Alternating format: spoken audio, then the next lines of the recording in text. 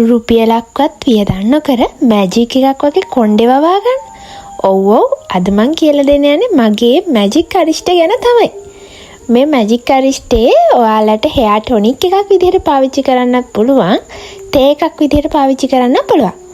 මම නම් තේ එකක් විදිහට පාවිච්චි කරන්නේ මාසෙට සැරේයි. මොකද මම කෙට්ටු කෙනෙක් නිසා. මේකේ තවත් ප්‍රතිඵලයක් තමයි ඔයගොල්ලන්ට බඩ අඩු කරගන්නත් පුළුවන්. මේ තියෙන කරපිංචා. ඔයාලා හැමෝම දන්න කරපිංචා. කරපිංචා තමයි අද අපිට ඕනේ. තව නාරං ගෙඩියකුත් තිබ්බනම් හොඳයි තේකට දාන්න. කරපිංචා ටික මෙන්න මේ වගේ භාජනයකට දාලා වතුර වීදුරු දෙකක් දාලා මං හොඳට කරපිංචා ටික තඹ ගන්නවා. මෙන්න මේ පාට විතර වෙනකම් තඹ ගන්නවා හොඳට. තඹගෙන දැන් හදන්න යන්නේ මං හදන කරපිංචා තේක. දෙහි භාගයක් නාරං මන් දැම්මේ නාරං ගෙඩි භාගයකුත් දාලා ඔයාලට බොන්න ඇති වෙන ප්‍රමාණය මම නම් වීදුරුවෙන් භාගයක් වගේ වෙන්න තමයි හදාගත්තේ. භාගයක් වගේ වෙන්න අර හොඳට තම්බලා ගත්ත කරපිංචා වතුර ටික දාගන්නවා. එන්නේ ඒ විදිහට තමයි අපි කරපිංචා තේක හදාගන්නේ. මේ කරපිංචා තේක ළමයි ගොඩාක් හොඳයි. ඔයගොල්ලන්ගේ බඩ අඩු වෙනවා, කොලෙස්ටරෝල් ඒවා පාලනය වෙනවා. ඇත්තටම ගොඩාක් ප්‍රතිඵල තියෙනවා. මම නම් මේක බොන්නේ මාසෙට සැරේයි. මොකද මම කෙට්ටු කෙනෙක් නිසා. ඔයාලා මහත කෙනෙක් නම් ඒක බොන්න පුළුවන් සතියට දෙපාරක් වගේ. මේ හෙයා ටොනික් එක. හෙයා ටොනික් එක දාන්න ඔයගොල්ලන්ට එක්ස්ප්‍රේ බොටල් එකක් තියෙනවා නම් ඒකට දාලා හොඳට කොණ්ඩෙට ස්ප්‍රේ කරන්න. මගේ එක්ස්ප්‍රේ බොටල් එක කැඩිලා. ඒ නිසා තමයි මම මේ අමාරුවෙන් කොණ්ඩෙට දාගන්නේ.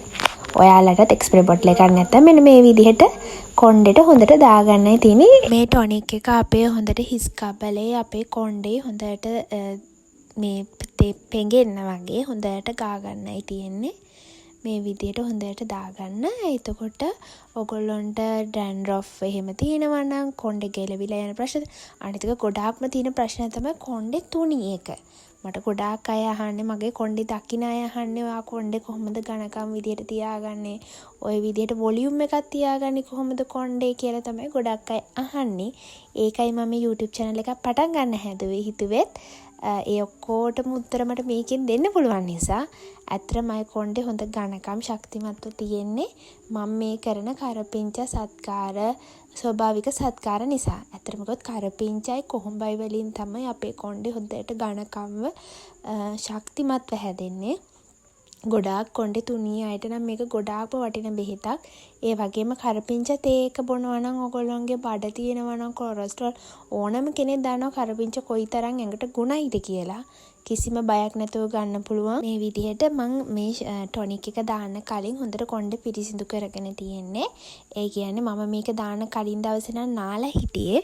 ඔගොල්ලොන්ට පුළුවන් නම් කලින් දවසේ නාලා ඊට පස්සේ මේ ටොනික් එක දාන්න එදාට ෂැම්පු කරන්න යන්න ඕනේ නෑ කොණ්ඩේ.